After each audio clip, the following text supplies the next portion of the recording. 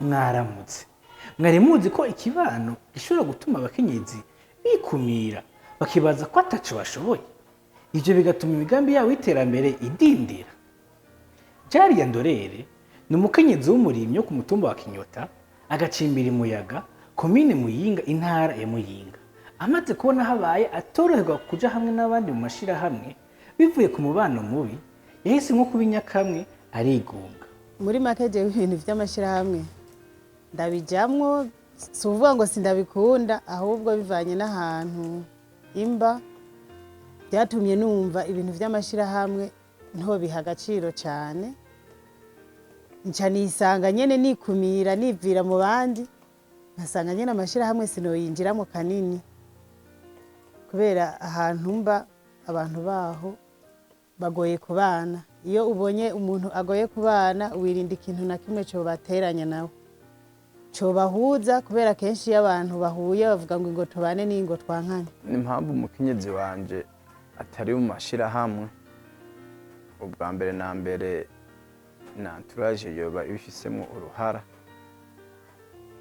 kuko ushobora gusanga nk'abo tubana kumbure nkajya amashirahamwe usanga arayabira imizi, baca usanga nk'umuntu baramwinuba bamwiyumvira uko atari.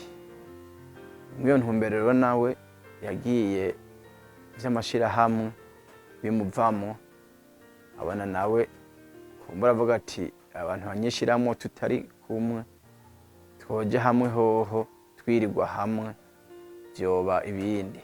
Naho biruko umushingantahe we Jumari Bakare yamugumye hafi aguma muhimiriza ko yorengera intambamye akaja kwiyunga n'abandi. Byatumye afata ingingo ntasubirwamwo, ukaba yiteguriye kwinjira mu ishirahamwe ryo kwiteza imbere riri ku mutumba wahabaye.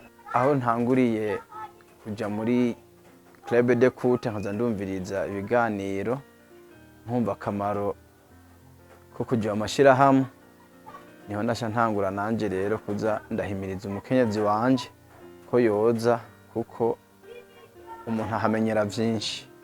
Je nk'ubu ndonse ishirahamwe numva nyene ko rinshika ku mutima, nkumva ko kandi rifise imigambi myiza,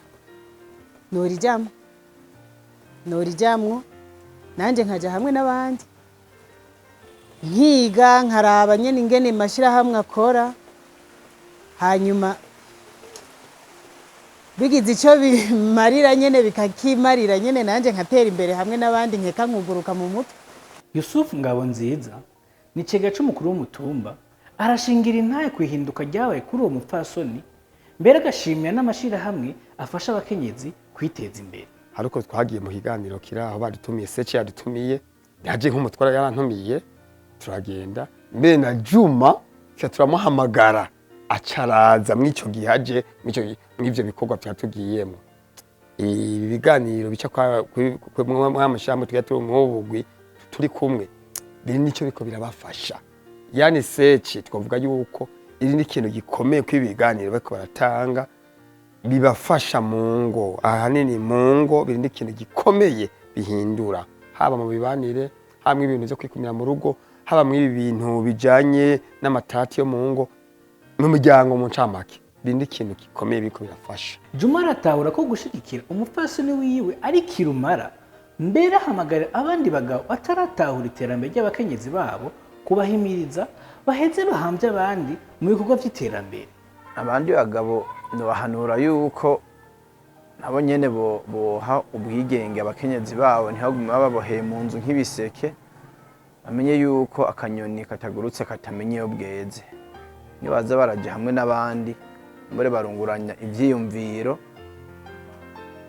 cyane cyane ibiteza imbere urugo rwabo. Iyo ugiye mu mashirahamwe n'abandi murahanahana ivyiyumviro n'imigambi y'iterambere idasigaye inyuma. Munywanyi, mbega aho uherereye abashingantahe babashigikira abafasoni babo murambuye imigambi y'iterambere? Iciyumviro cawe kirahawe ikaze, gira ushikije muri commentaire.